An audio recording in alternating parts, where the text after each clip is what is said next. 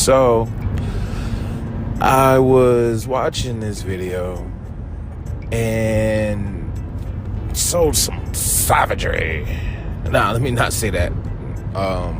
Because that term has been used to the end of like for forever to describe some people, to degrade them. So let me not say savagery.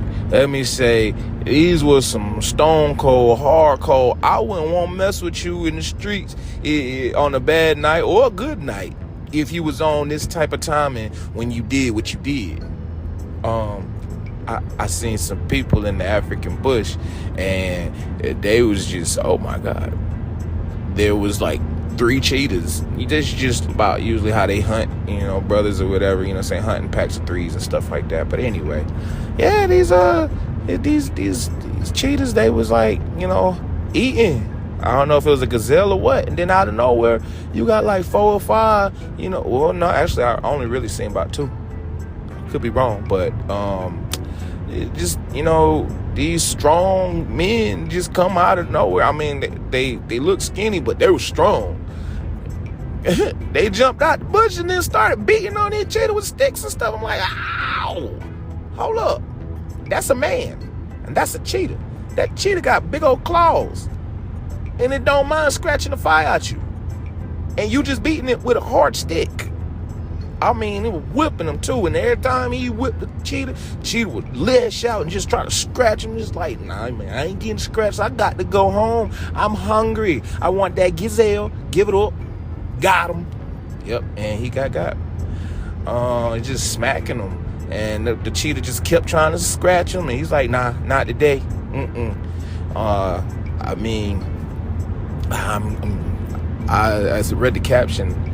The caption says something about, this might not seem right, but this is the peak of human apex or something like that. I don't know, something like that. This is the peak apex, pretty much the same thing. But anyway, it just said, hey, this right here, this is top tier human, survival skills and stuff like that. This is being the top of the food chain. We might be smaller than some of these animals, but don't forget, you are at the top of the food chain. So they whipping on these cheetahs and stuff like that, and these cheetahs is like, nah, man, I work hard for that. You not about to get the fruits of my labor. No, shut up. And he just kept backing up, and then, yep. But anyway, then what I read at the bottom was, where fear ends, life begins. And it said, read it again. And so I did. Where fear ends, life begins. I just had to sit back and I had to think about that. I'm like, you know what?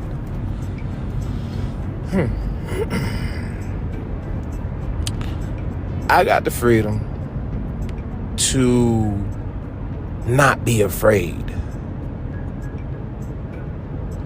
Like, I just did a podcast about freedom. I have the freedom to not be afraid. That is, as I said, go through your wheel of freedoms that you have. And that is one of the most powerful freedoms that I have that I did not realize that I have.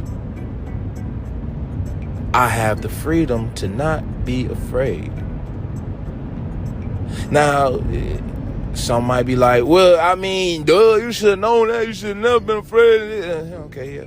All right, sure. Everybody's afraid of something. Everybody is afraid of something. Why else would there be so many people walking around with guns? I'm just saying. You got a gun. You what? Scared. You scared of something? Because what you need all that power for unless you are scared? But anyway, that's a topic for another day. That I'm not trying to get on a conversation about that. What you got against? I ain't got nothing against nobody for having nothing. Listen, that between you and whoever you bought it from and God.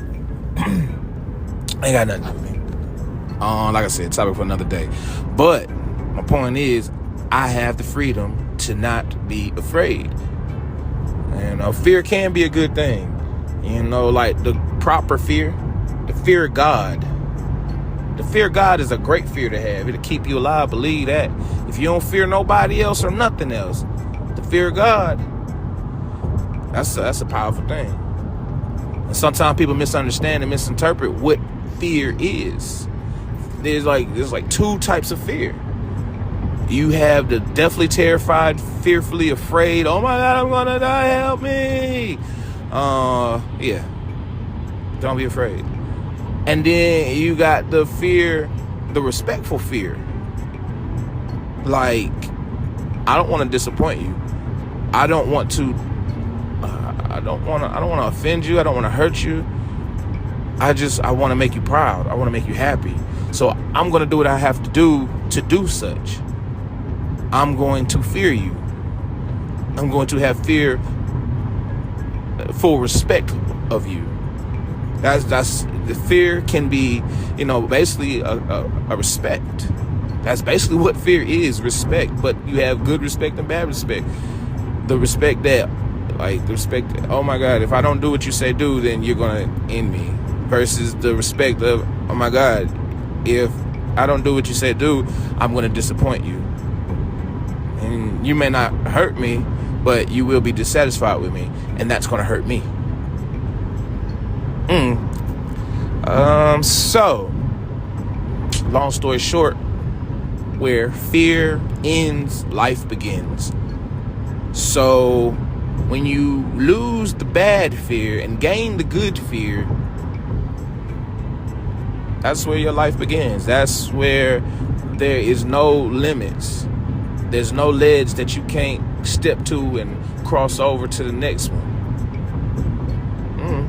Just a little food for thought, something to think about. If you agree, let me know. You disagree with it, let me know. I want to know what you think.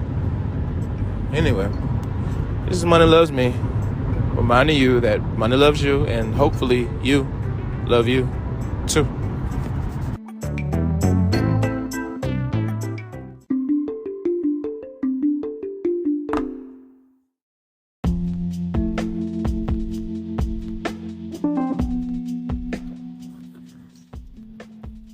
So,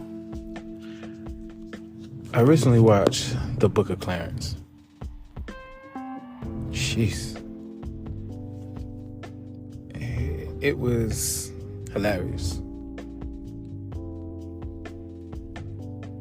And although it was a movie, I feel as though it was...